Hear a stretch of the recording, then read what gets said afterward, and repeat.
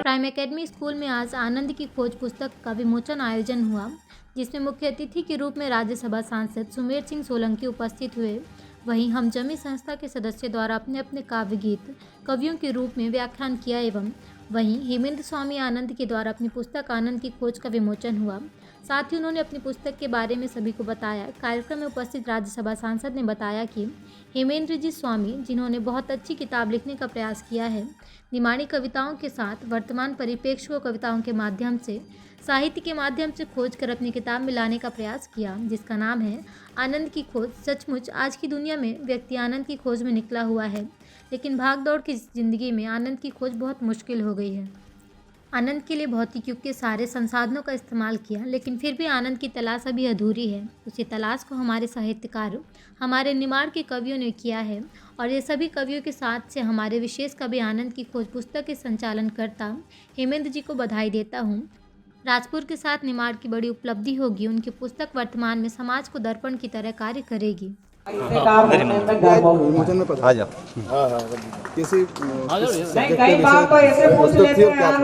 देखिए, हमारे हेमंत जी स्वामी, जिन्होंने बहुत ही अच्छी एक किताब लिखने का प्रयास किया है, निमाड़ी कविताओं के साथ वर्तमान परिप्रेक्ष्य को अपनी कविताओं के माध्यम से, साहित्य के माध्यम से समाज के बीच लाने का प्रयास किया। उस किताब का नाम है आनंद की खोज।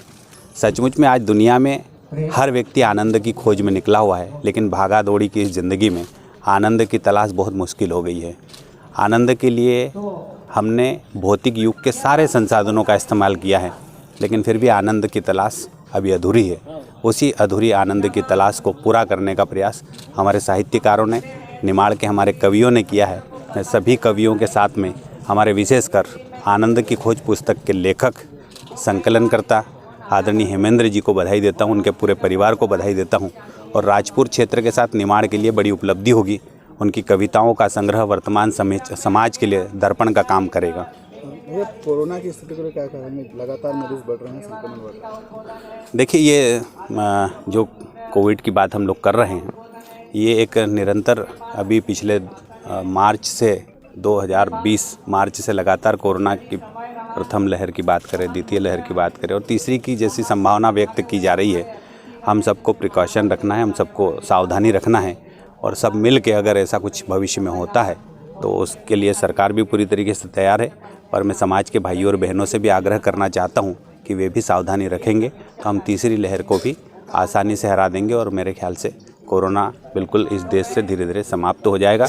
हमारी मध्य प्रदेश की सरकार ने, माननीय मुख्यमंत्री जी ने और हमारे देश के यशस्वी प्रधानमंत्री माननीय नरेंद्र मोदी जी के नेतृत्व में टीकाकरण का काम भी लगातार चल रहा है। और अभी फ़िलहाल में बच्चों के लिए भी टीकाकरण की व्यवस्था की गई है। अभी 15 वर्ष से 18 वर्ष आयु के बीच के जो बेटे और बेटियां हैं हमारी, उनको भी टीकाकरण का काम 3 जनवरी से प्रारंभ हो जाएगा। तो मैं आप सबसे आग्रह करता हूं कि सब मिलजुल कर इस कोरोना पे अगर हम सबके प्रयासों से हराने का काम करेंगे और लोगों को सावधान करने का काम करेंगे तो निश्चित रूप से ये कोरोना देश में पूरी तरीके से समाप्त हो जाएगा।